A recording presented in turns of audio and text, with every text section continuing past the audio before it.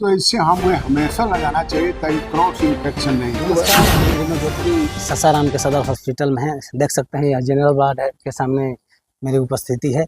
मैं आपको बता दूं कि 2019 की तरह एक बार फिर पुनः कोरोना वायरस पूरे विश्व में पांव अपना पसार चुका है। और ऐसे में मैं आपको बता दूं कि दिल्ली में 107 और केरल में 782 और सिक्किम में 1 और बिहार में 6 है। और मैं आपको बता दूं कि सबसे बड़ी खुशी की बात यह है कि रोहतास में एक भी कोरोना वायरस के अभी तक पेशेंट मिले नहीं हैं।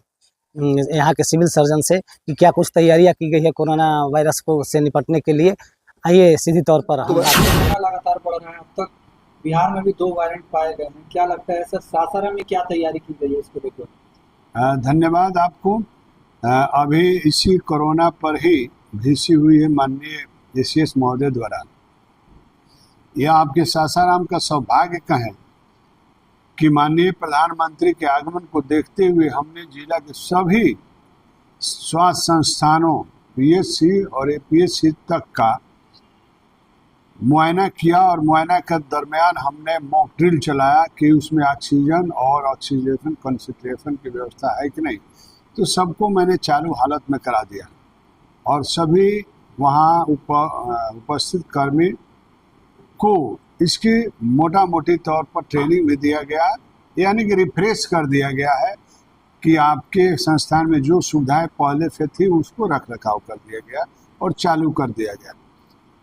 रही बात सासाराम की, तो यहाँ भी 10 रूम पहले से चिन्हित है जिसकी सफाई कार्यक्रम चल रही थी। हमको लगता है कि आज पूरा हो गई होगी या कल पूरा हो गई है।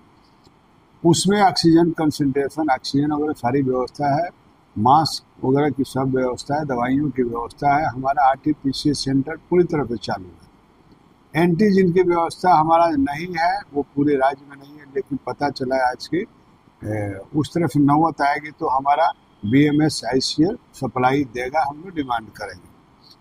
मिला जुला कर हम लोग तैयार हैं, कहीं कोई दिक्कत नहीं है। वार्ड वगैरह भी पर तैयार है। रोहतास में भी कोरोना का वेरिएंट अब तक कहीं मिला है? नहीं मिला है, बिहार में बहुत कम है। ये दक्षिण भारत के जैसे बताया गया केसेज हैं, लेकिन सरकार द्वारा बताया गया कि पैनिक होने की जरूरत नहीं है, लोग अलर्ट हैं।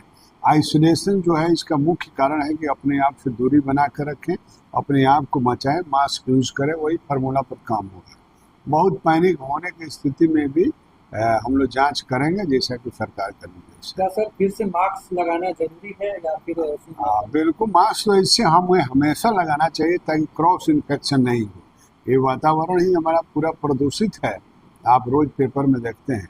तो हमें अपनी सुरक्षा के लिए हम तो कहेंगे कि हमेशा मास्क लगा कर रखें ताकि एयर पोल्यूशन नहीं हो, आपको लंग्स डिजीज नहीं हो। और कोरोना क्या है? लंग्स की बीमारी है। लंग्स की ही बीमारी, उसका भी कैपेसिटी और इम्यूनिटी कम हो जाता है, इसके चलते बीमारी हावी होती है। इस तरीके से सिविल सर्जन के द्वारा बताया गया कि जो भी लोग हैं भीड़ भाड़ वाले इलाके में मास्क अवश्य पहने, क्योंकि ये आपके सुरक्षा के लिए और आपके परिवार के सुरक्षा के लिए बेहद ही जरूरी है। वैसे कोरोना वायरस डरने की जरूरत नहीं है, जाने वाला नहीं है, बचाव ही सबसे बड़ी चीज़ है इसमें।